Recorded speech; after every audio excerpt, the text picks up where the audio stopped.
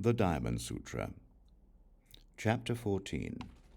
Leaving Appearances and Still Cessation. At that time, after listening to this sutra, Subhuti had understood its profound meaning and was moved to tears. He said to the Buddha, "How rare, O well-honored one! The Buddha has expounded such a very profound sutra. Since I have acquired the wisdom eye, I have not heard of such a sutra." Well-honored one, if someone after listening to this sutra believes that his mind is clean and pure, he will realize reality. We should know that such a person will achieve the highest and rarest merit. Well-honored one, this reality is not reality, but the Tathagata calls it reality. Well-honored one, as I now listen to this sutra, I have no difficulty in believing, understanding, receiving, and holding it. But in the last epoch, the last 500-year period, if there be a man who happens to listen to this sutra, believes, understands, receives, and holds it, he will be most rare. Why? Because he will no longer think in terms of an ego, a personality, a being, and a life. Why? Because the forms of an ego, a personality, a being, and a life are not forms. Why? Because when he has rejected all forms, he is called a Buddha. The Buddha said, "Just so, Subhuti, just so.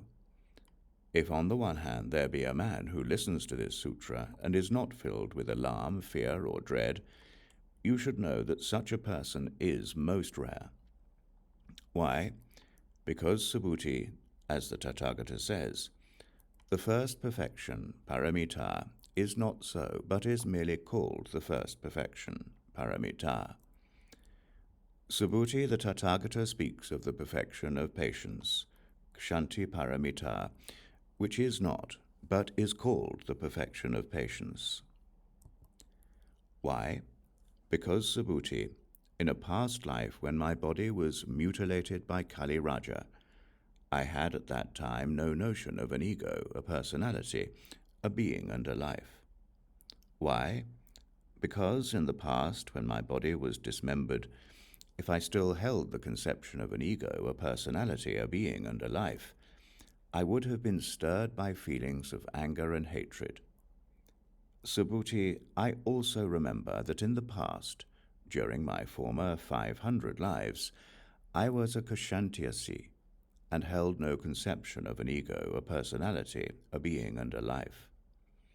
Therefore, Subhuti, bodhisattvas should forsake all conceptions of form and resolve to develop the supreme enlightenment mind, anuttara samyak sambodhi. Their mind should not abide in form, sound, smell, taste, touch, and dharma. Their mind should abide nowhere. If minds abide somewhere, it will be in falsehood. This is why the Buddha says that bodhisattvas' minds should not abide in form when practicing charity, dana. Subhuti, all bodhisattvas should thus make offerings for the welfare of all living beings. The Tathagata speaks of forms which are not forms, and of living beings who are not living beings. Subhuti, the Tathagata's words are true and correspond to reality. They are ultimate words, neither deceitful nor heterodox. Subhuti, the Dharma the Tathagata has obtained is neither real nor unreal. Subhuti, if a bodhisattva practices charity, dana, with a mind abiding in things, dharma, he is like a man entering the darkness where he cannot see anything. But if a bodhisattva practices dana with a mind not abiding in dharma, he is like a man with open eyes, who can see everything in the sunshine.